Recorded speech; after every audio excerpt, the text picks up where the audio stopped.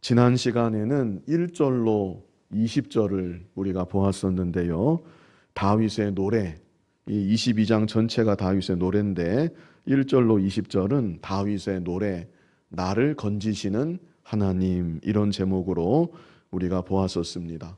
다윗이 큰 환난 중에 그 환난을 표현한 게 5절과 6절에 있었는데요.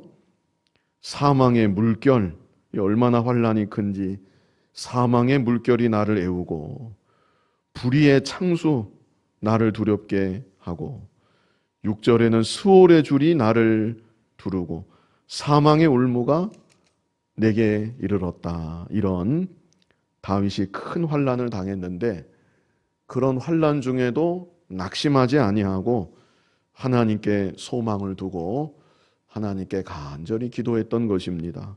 그럴 때 마침내 하나님께서 다윗의 삶 가운데 개입하시는 것을 우리가 보았지요.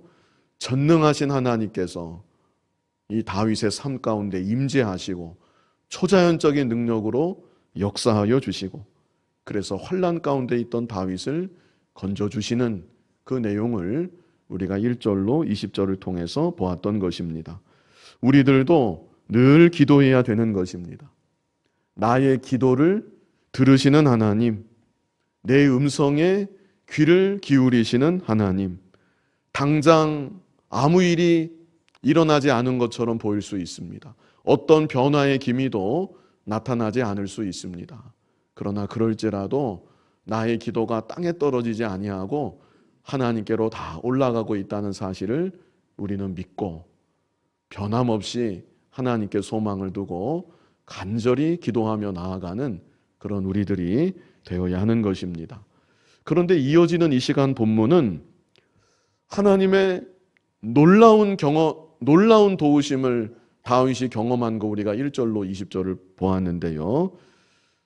다윗이 그렇게 하나님의 놀라운 도우심을 경험할 수 있었던 것, 그것은 하나님께 간절히 기도한 것, 그거 중요하지만 단지 그것만이 아니었다는 것입니다.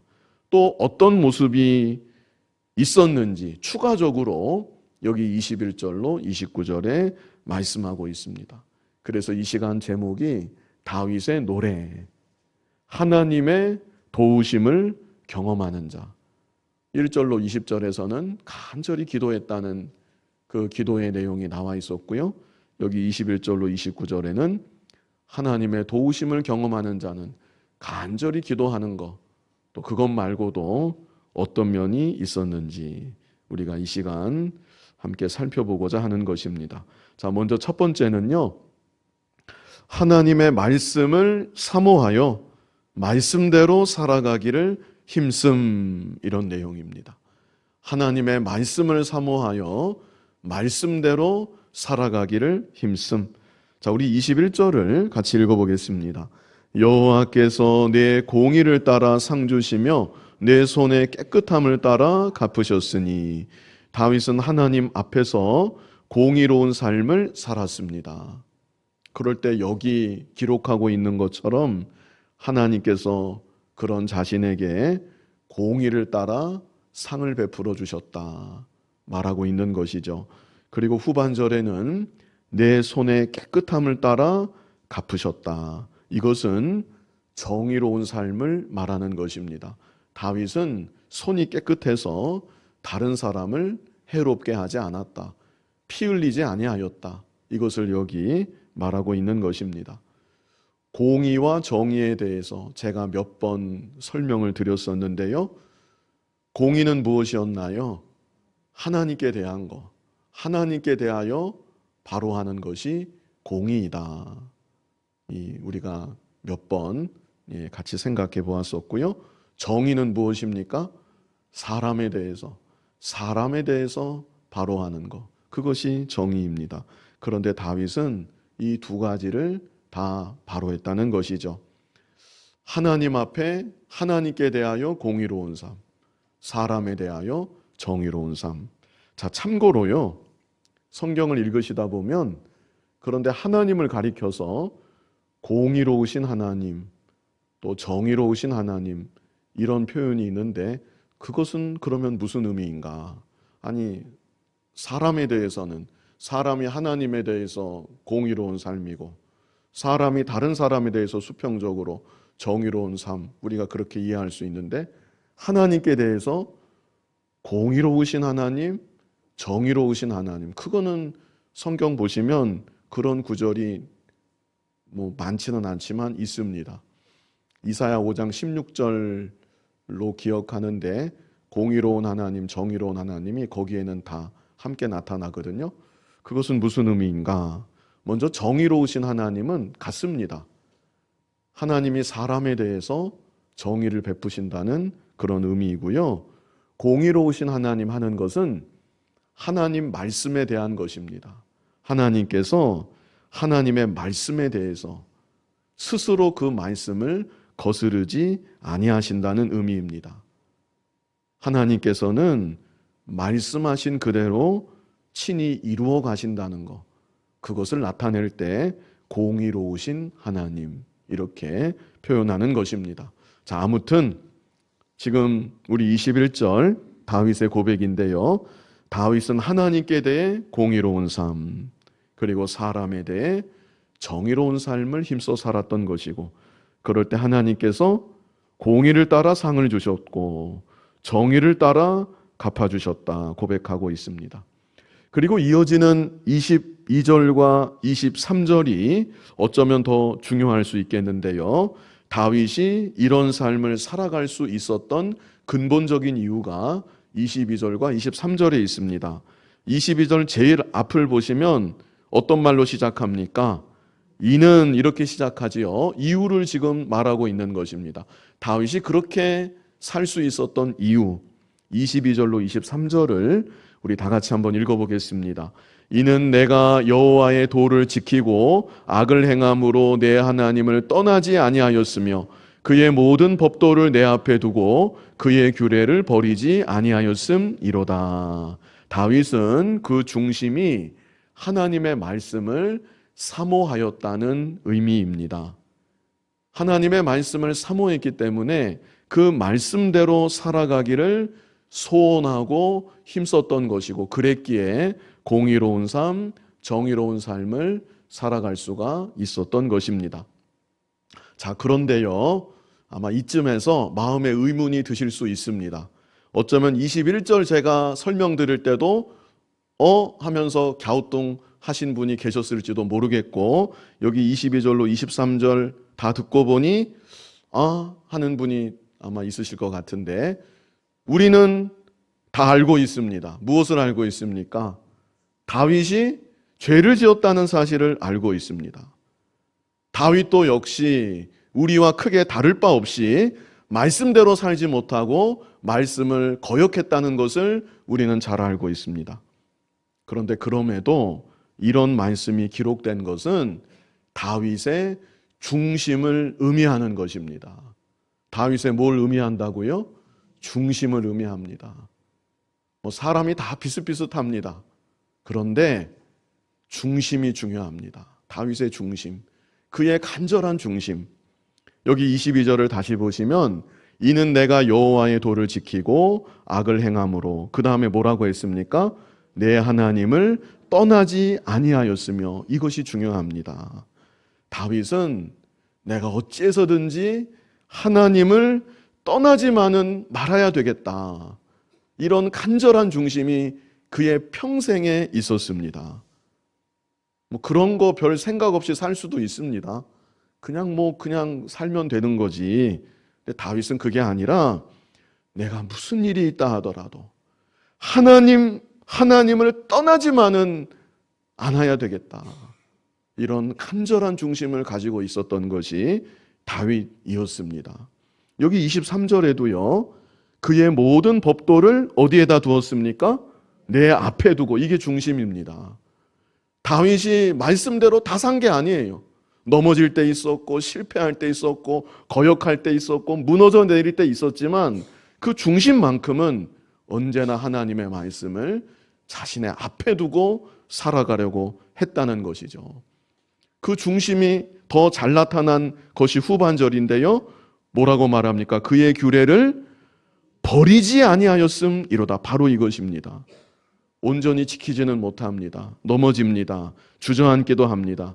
그러나 말씀을 버리지는 아니하였다. 버릴 수 있습니다.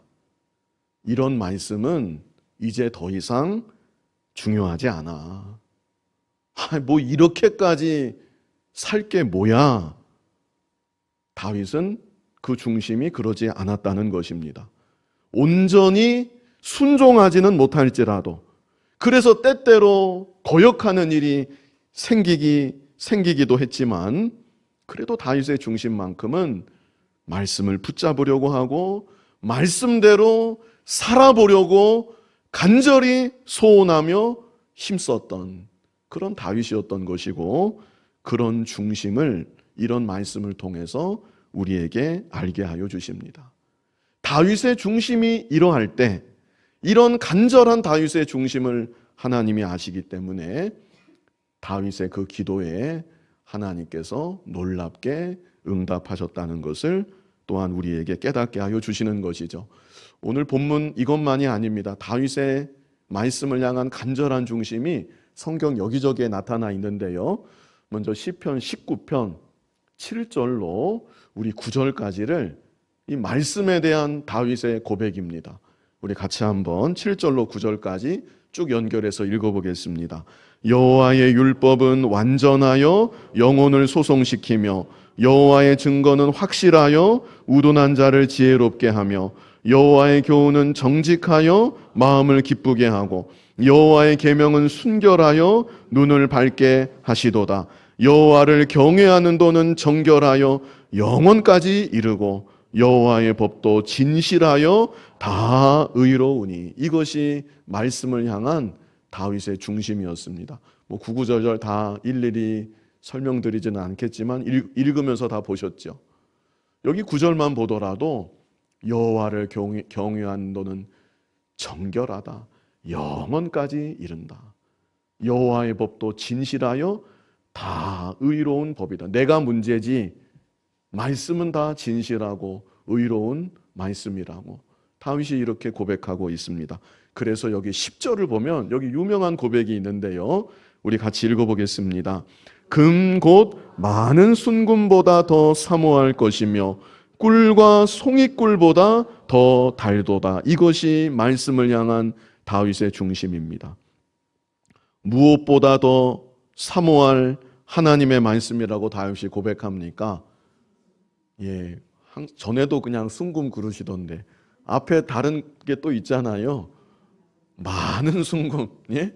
순금하고 많은 순금은 다르잖아요. 아, 순금 한 덩어리도 귀하지요. 예? 손에 한 덩어리 순금 그 얼마나 귀합니까? 근데 그 정도가 아니라 많은 순금보다 말씀을 더 사모할 것이며, 이게 다윗의 중심입니다. 그 뒤에는 또 뭐라고 합니까?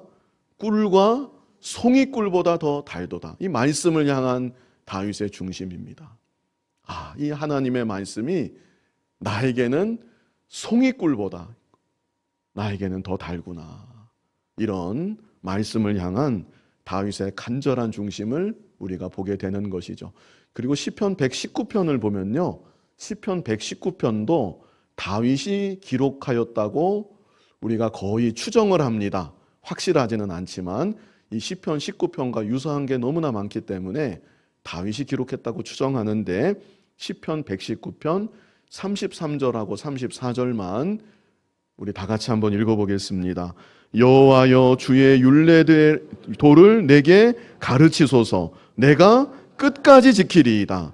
나로 하여금 깨닫게 하여 주소서. 내가 주의 법을 준행하며 전심으로 지키리이다. 이게 다윗의 중심입니다. 33절을 다시 보시면 내게 가르치소서. 내가 모르면 못 지키지만 나에게 가르쳐만 주십시오. 그러면 내가 언제까지 지키겠대요? 끝까지 지키리이다. 이게 다윗의 중심입니다.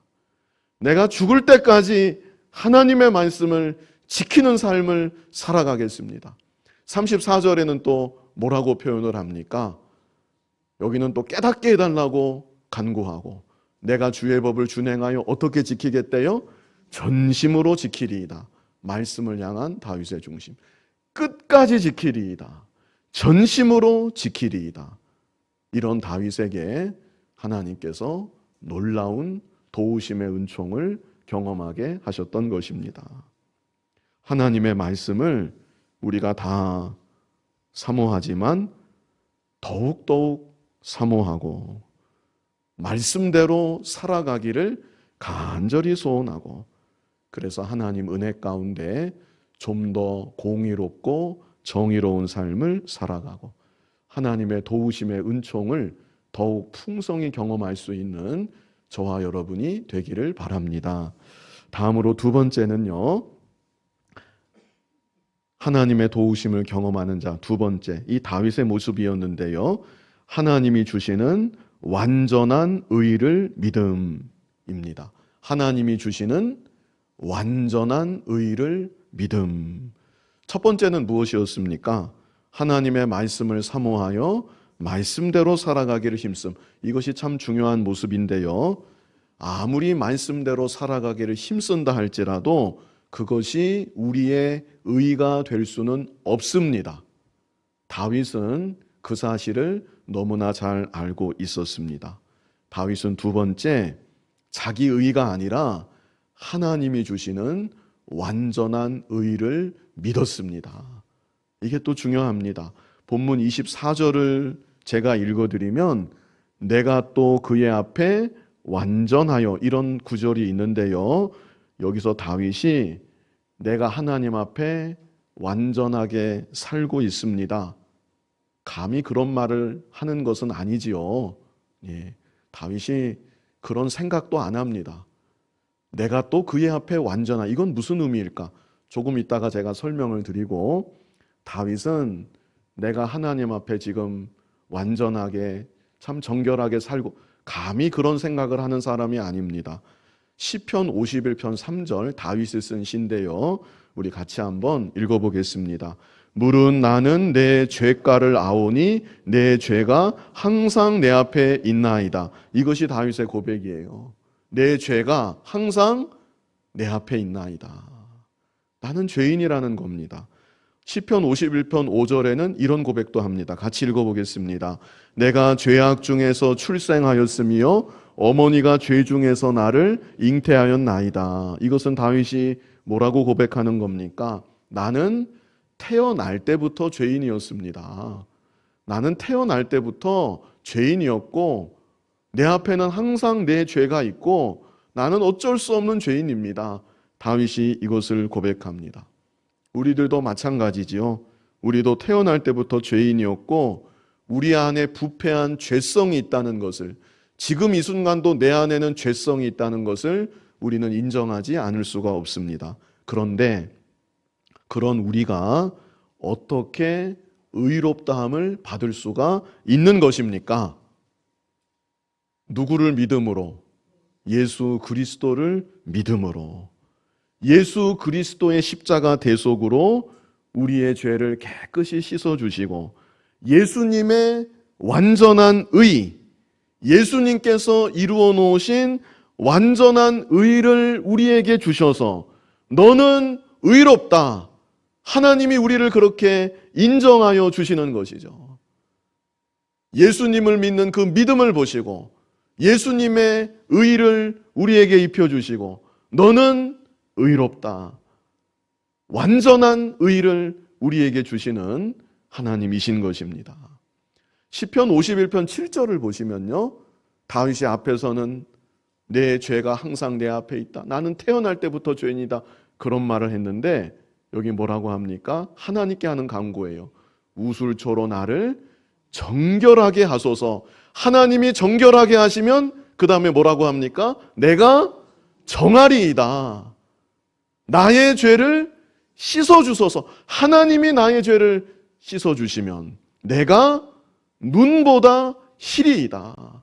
이것이 다윗의 또한 고백입니다. 하나님이 씻어주시면 제가 눈보다 희어지는 줄 믿습니다. 하나님의 죄 씻음과 하나님 주시는 완전한 의를 다윗은 이렇게 또한 믿고 고백했던 것이죠. 다시 본문으로 돌아가서 그러면 본문 여기 24절 상반절이 무슨 뜻이겠는가? 내가 또 누구 앞입니까? 그의 앞에 완전하여. 하나님 앞에.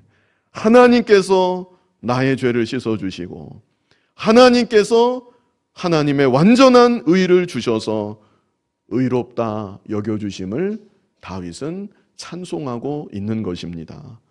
그리고 그 후반절이 중요해요. 다윗이 그렇게 믿고 고백할 때 후반절에 뭐라고 말합니까? 스스로 지켜 죄악을 피하였나니. 바로 이것입니다. 죄사함의 은총을 참으로 믿는 사람, 예수님의 완전하신 의를 하나님이 내게 주셨다고 믿는 사람, 그 사람은 스스로 지켜 죄악을 피하는 삶을 살아가는 것입니다. 그러나 그럴지라도 역시 완전하지 못하죠. 넘어집니다. 죄를 피하다가도 죄에 걸려 넘어질 때가 있습니다. 그러면 또 어떻게 합니까? 다시 일어나는 것입니다. 죄사함의 은총을 믿는 사람, 걸려 넘어졌을지라도 그냥 주저앉아 망하는 길로 가는 게 아니라 다시 일어납니다. 그 말씀이 잠언 24장 16절에 있습니다. 잠언 24장 16절 우리 같이 읽어보겠습니다. 대저 의인은 7번 넘어질지라도 다시 일어나려니와 악인은 재앙으로 말미암아 엎드러지느니라. 의인이 어떤 사람입니까? 넘어지지 않는 사람, 한동안 넘어지지 않는 사람, 그 사람 의인 아닙니다. 언젠가는 다 넘어집니다. 누구나 다 넘어집니다. 안 넘어질 사람이 없습니다. 뭐 정도의 차이가 있고 기간의 차이가 조금 다를 뿐이지 가다가 결국에는 넘어지고 걸려 넘어지고 자빠지고 엎어지고 누구나 다 그렇습니다. 그런데 의인은 어떤 사람입니까? 7번 넘어질지라도 다시 일어나는 사람, 그 사람이 의인입니다. 영적인 교만은 아니고요, 영적인 자존감이 있는 것입니다. 내가 어떤 사람인데, 예수님이 나를 위해서 피 흘려 죽어주셨는데, 하나님이 나를 의롭다 하여 주셨는데, 나를 자녀로 삼아주셨고 이제도 나를 사랑하시고 나를 붙잡고 인도하고 계시는데, 예수님의 대속공로를 바라보면서 하나님의 변치 않는 그 사랑을 확신하면서 다시 넘어졌던 자리에서 일어나는 것입니다. 계속해서 믿음에 달려갈 길을 넘어질지라도 달려가는 것이고, 선한 싸움을 계속해서 힘써 싸워 나아가는 것입니다. 다시 본문으로 돌아가서 24절, 제가 설명을 많이 드렸는데요. 내가 또 그의 앞에 완전하여 스스로 지켜 죄악을 피하였나니. 자, 25절 우리 같이 읽어보겠습니다. 그러므로 여호와께서 내 의대로 그의 눈앞에서 내 깨끗한 대로 내게 갚으셨도다. 선한 싸움 힘써 싸운 대로, 성화 구원을 잘 이루어 간 대로 하나님께서 반드시 갚아주신다는 것, 그것을 우리에게 알게 하여 주십니다. 물론 그렇다고 해서 내 힘과 노력으로만 되는 건 결코 아닙니다. 하나님의 은혜고 성화 구원도 하나님께서 이끌어 가십니다. 그런데 여러분의 삶이, 여러분의 경험이 증명합니다. 여러분 한 주 동안 죄 가운데 파묻혀서 늘 죄를 짓고 악을 행하고 살면 복이 있는 인생이 되겠습니까? 화가 있는 인생이 되겠습니까? 예, 대답하고 싶지 않으신 것 같은데 그렇게 살면 뻔한 거예요. 예? 그 실험 안 해보셔도 됩니다. 정말 작정하고 내가 이번 한 주 동안 죄 짓고 살아야 되겠다, 강팍하게 그렇게 나가면 그 참 두려운 일입니다. 그러나 온전하지는 않지만 내게 주신 은혜대로 하나님이 내게 공급하시는 힘과 능력대로 간절히 소원하고 내가 좀 믿음의 선한 싸움을 싸워봐야 되겠다. 이번 주 요절도 그거잖아요. 영혼을 거슬러 싸우는 육체의 정욕을 제어하라. 내 안에 정욕이 있지만 이 정욕을 내가 좀 제어해야 되겠다. 싸워서 좀 이겨야 되겠다.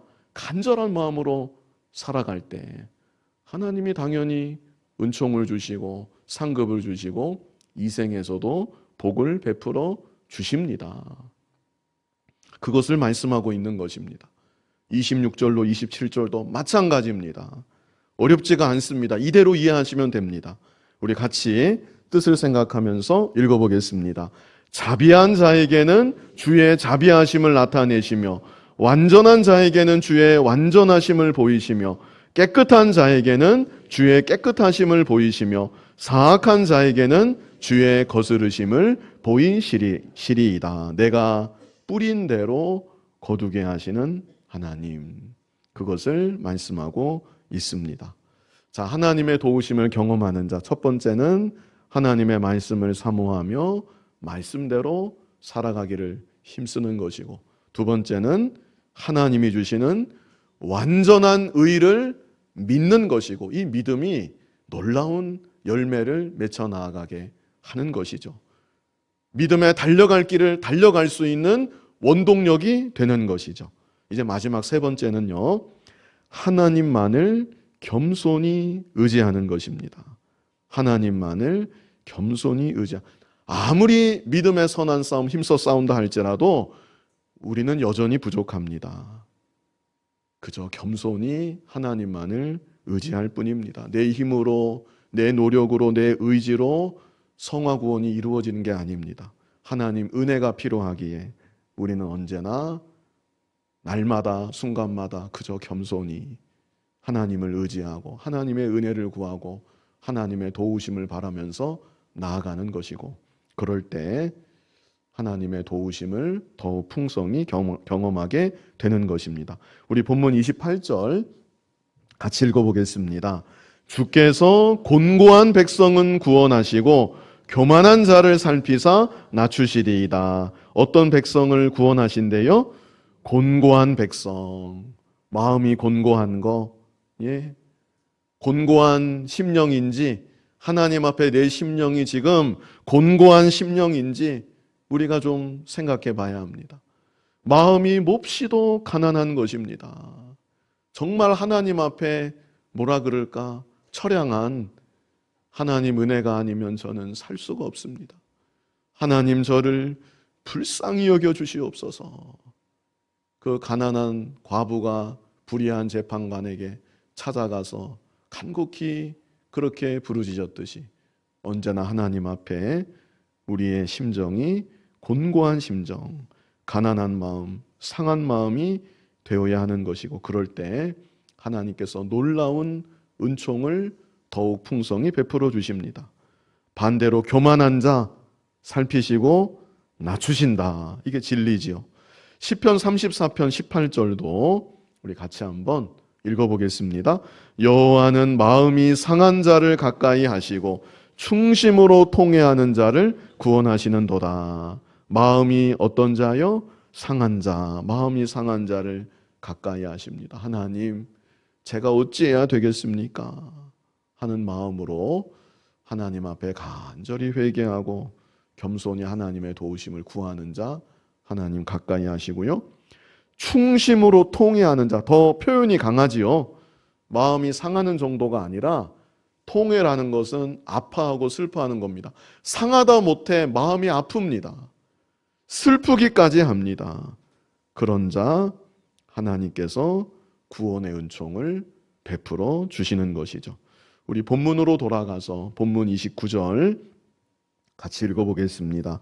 여호와여 주는 나의 등불이시니 여호와께서 나의 어둠을 밝히시리이다. 참 이것도 은혜로운 고백인데요. 다윗이 왕입니다. 얼마든지 다윗도 나름대로 인간적인 수단 방법을 다 알고 도와줄 사람도 있고 자기도 나름 실력이 있고, 그런데 주는 나의 등불이십니다. 자기 스스로는 자신 주변의 어두움을 비칠 수가 없고 어두운 현실을 타개해 나아갈 수가 없다는 것입니다. 주님이 나의 등불이십니다.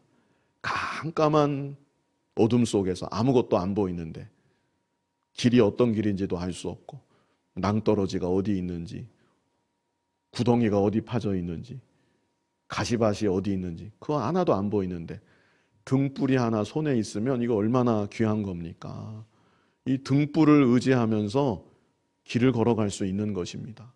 다윗은 자기 인생을 생각할 때 깜깜한 어두움과 같고 제가 의지할 거는 오직 주님밖에 없습니다. 주님이 나의 등불이십니다. 정말 겸손히 주님만을 의지했던 것이죠. 여호와께서 나의 어둠을 밝히시리다. 내 인생길 걸어가는 동안 주님이 나의 어둠을 밝혀주십니다. 자, 이 시간 말씀의 제목이 다윗의 노래, 하나님의 도우심을 경험하는 자. 우리 세 가지로 이 시간 보았었는데요. 첫 번째는 무엇이었습니까? 하나님의 말씀을 사모하며 말씀대로 살아가기를 힘씀. 중심이 그러해야 된다는 것입니다. 두 번째는 무엇이었습니까? 하나님이 주시는 완전한 의를 믿음. 마지막 세 번째는 하나님만을 겸손히 의지함. 우리도 이런 모습이 되어서 하나님의 놀라우신 도우심을 실제로 경험하며 살아가는 여러분이 다 되시기를 간절히 바랍니다. 거룩하신 아버지 하나님, 우리를 자녀 삼아 주시고 마땅히 행할 길로 우리를 이끄시며 하나님의 법도를 우리에게 가르쳐 주시는 아버지 하나님, 하나님의 말씀을 참으로 사모하는 우리들 되게 하여 주시고 이 말씀대로 끝까지 순종하기를, 전심으로 이 말씀을 지켜나가기를 간절히 소원하고 결단하는 우리들이 되게 하여 주시옵소서. 하나님께서 죄 많은 우리들 예수 그리스도의 보배 피로 죄 씻음의 은총을 받게 하여 주시고 예수님의 완전한 의를 우리에게 입혀주시니 감사합니다. 그 은혜에 감사해서 죄악을 피하는 우리들 되게 하여 주시고 죄 가운데 걸려 넘어졌을지라도 다시 일어서서 믿음에 달려갈 길을 힘써 달려가는 우리들이 다 되게 하여 주시옵소서. 다윗이 주님이 나의 등불이시라고 이렇게 고백하였던 것처럼 이 세상을 살아가는 동안 겸손히 하나님만을 의지하며 나아가는 우리들이 되어서 살아가는 날 동안 하나님의 놀라우신 전능하신 능력의 도우심을 경험하는 우리들 복된 믿음의 삶이 다 되게 하여 주시옵소서. 예수님 이름으로 기도하옵나이다. 아멘.